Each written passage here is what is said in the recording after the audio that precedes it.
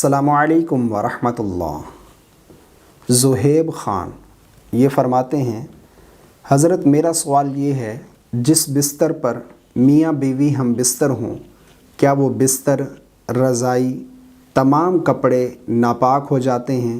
جواب ضرور دیں۔ بھائی نے ایک بہت اچھا سوال پوچھا ہے، اور یہ سوال کافی لوگ پوچھتے ہیں کہ میاں بیوی ہم بستری کریں، کیا اس سے جو بیڈ شیٹ ہے، جو چادر بچھا رکھی ہے، جو بچھونا ہے، گدا وغیرہ، یہ ناپاک ہو جاتے ہیں؟ یا اسی طرح جو رضائی لحاف وغیرہ اوڑھ رکھا ہے، وہ تمام کے تمام کپڑے ناپاک ہو جاتے ہیں؟ کیا ان کا پاک کرنا ضروری ہے؟ کیا حکم ہے؟ تو اس مسئلے کو اچھے طریقے سے آپ سمجھ لیں۔ میں آسان لفظوں میں آپ کو سمجھانے کی کوشش کرتا ہوں۔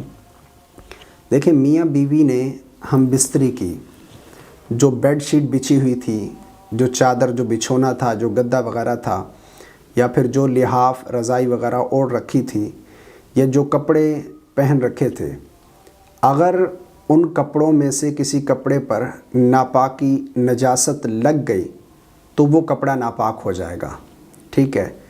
اگر کسی کپڑے پر ناپاکی، نجاست نہیں لگی تو وہ کپڑا ناپاک نہیں ہوگا، اس کو پاک کرنے کی ضرورت نہیں ہے۔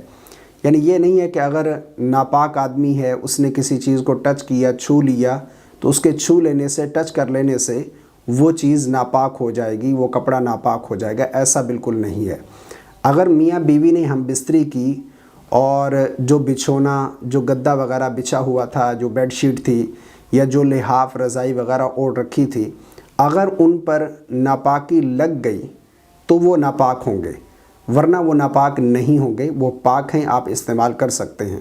اور اگر ناپاکی لگ گئی ان میں سے کسی کپڑے پر، تو صرف اتنا حصہ ہی ناپاک ہوگا، پورا کپڑا ناپاک نہیں ہوگا۔ مثال کے طور پر قمیض ہے، قمیض کے کسی حصے پر ناپاکی، نجاست لگ گئی تو صرف قمیض کا وہی حصہ ناپاک ہوگا، پورا قمیض پاک کرنے کی ضرورت نہیں ہے، صرف اتنے حصے کو پاک کر لینا یہ کافی ہے، وہ کپڑا پاک ہو جائے گا۔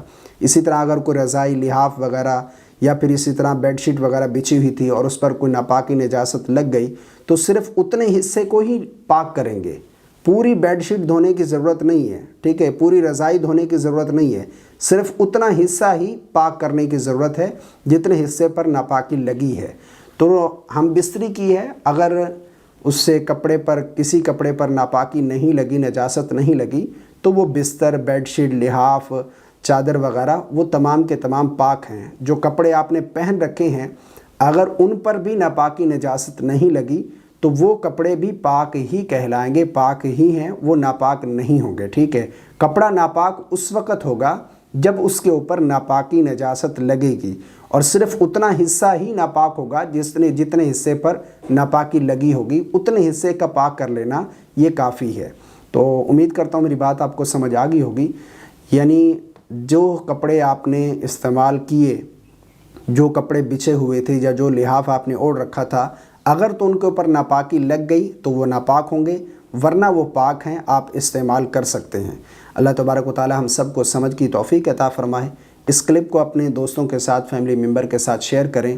مجھے رکھیے گا دعاؤں میں یاد۔ السلام علیکم ورحمۃ اللہ۔